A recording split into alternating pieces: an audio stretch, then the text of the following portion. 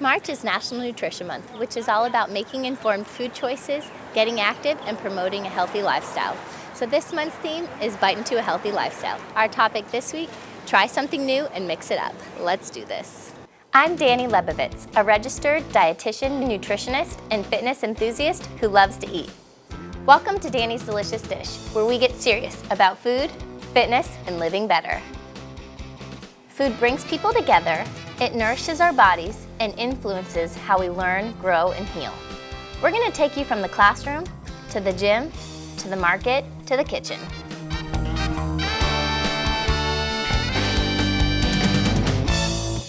National Nutrition Month is a nutrition education campaign by the Academy of Nutrition and Dietetics to develop sound eating and physical activity habits in order to achieve and maintain a healthy weight, reduce the risk of chronic disease, and promote overall health. Today we're here at the farmer's market making two healthy side dishes. So the first thing we're going to make is a roasted broccoli. So you can make the same recipe with cauliflower too, so it's totally your choice.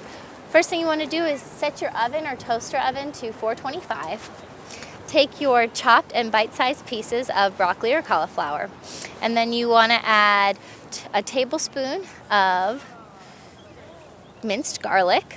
Now, if they're fresh garlic cloves, then you want to mince them up. That would be about 3 or 4 cloves of garlic. We want to add in about a half a teaspoon of turmeric and a fourth a teaspoon of our crushed red pepper. Now, I like to put turmeric in just about anything because it's high in antioxidants and it's also a very powerful anti-inflammatory. And I like the color that it gives my foods. And the last thing we need is about 2 tablespoons of olive oil. Now, if you have any other kind of oil you like to use, you're more than welcome to use that. Any flavored oil is fine as well. And then just combine that really well. Roasted veggies are so easy to make, and you can make them in a toaster oven or a regular oven, and you can add any herbs or spices that you like. But today we have the garlic and the crushed red pepper, which gives it a nice little spice, and then that turmeric, which gives it that nice color and it gives it a little peppery taste. So we're going to then put our broccoli on a roasting pan, and you want it to be about 1 inch deep, so you want every piece to kind of have access to that heat. Oh, we dropped a little piece. And then we're going to just pop it into our toaster oven for about 20 minutes. Now, while that's roasting, we're going to make our next recipe, which is a kale salad. And it's just the base to a kale salad. You can add anything you like to it. So let's get started on that kale salad. First thing you want to do is prepare your kale. Now, you want to look for really tender kale because if it's not tender kale, it will be really chewy and hard to eat. So these are really small bunches, so probably use about 3 bunches today, about a handful. But if you have a large bunch, you only need 1 bunch of kale. So when you're working with kale, the first thing you want to do is you want to take the spine or the stem off. That stem is very fibrous, and so it is not as good to eat fresh in a salad. Now, if you're going to saute, having the whole leaf in there just chopped up is fine, but when we're talking about a fresh salad, you really want to remove that stem.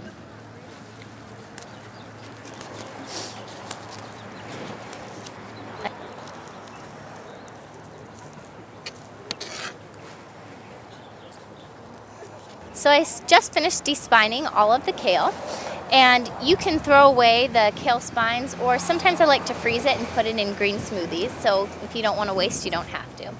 Now, the next thing I'm going to do is I'm going to take my lemon. You want to get like a medium-sized lemon, and I roll it out first to get those juices going. And I'm going to use the same bowl because we used a lot of the similar flavors in that roasted broccoli. So I'm just going to juice this lemon in here, and this will be helpful because, and I'm doing this first, I like to create less dishes, and obviously we're at the farmer's market today, so we don't have a lot of space for excess dishes. But then I can just pull out some of those lemon seeds. Ooh! Losing the kale. Hold on. Let me cover it with this towel. Okay. All right. So, finish juicing this second lemon, half here. I'm going to want to take out any of the seeds that I find. So there's just a couple of seeds in here.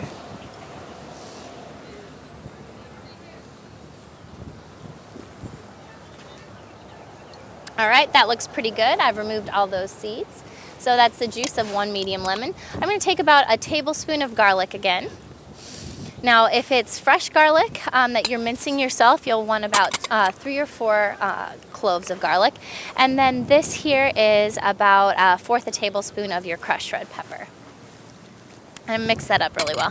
And I'm going to add some salt and pepper to this. You want about 1/4 teaspoon of pepper and about 1/4 teaspoon of salt. Now, again, this is just a base of a kale salad. So if you're going to add any salty cheeses like Parmesan cheese, you probably don't need to add any of the added salt to it. But if you are just going to keep this as your basic salad and serve it as is without adding those additives such as like toasted almonds or some pumpkin seeds, then you want the little bit of added salt in there. Okay, so after we have de-spined our kale, it's really nice to be able to line it up and on top of each other. Now this is a really baby kale, so it doesn't allow me to do that as well. But laying the leaves on top of each other will help you chop it a little bit more easily. And then I kind of roll it like a burrito. So if they're big leaves of kale, you're going to want to roll up those leaves kind of like a burrito, and then you're going to just chop it so that they're in little bite-sized pieces. Again, you want to make sure you choose tender kale. This is baby kale, so it's definitely going to be tender. But if it is not tender kale, that is better in soups and stews or for sauteing or in casseroles and things like that. So just make sure you get that kale into nice bite-sized pieces. And again, this is kind of small, but we are just going to add that to our bowl right here. And we're going to mix it up really well, combine it, and then we will taste it. And we're still just waiting for our broccoli to finish roasting. Now that broccoli is cooking right away, and you can see in there, you want that to be like a nice golden brown color when it's done. And actually some of those nice edges of the broccoli heads will get nice and crispy and taste really good. And you can salt and pepper those too. It's really up to your flavor and profile taste. All right, let's try this kale salad and see how it turned out.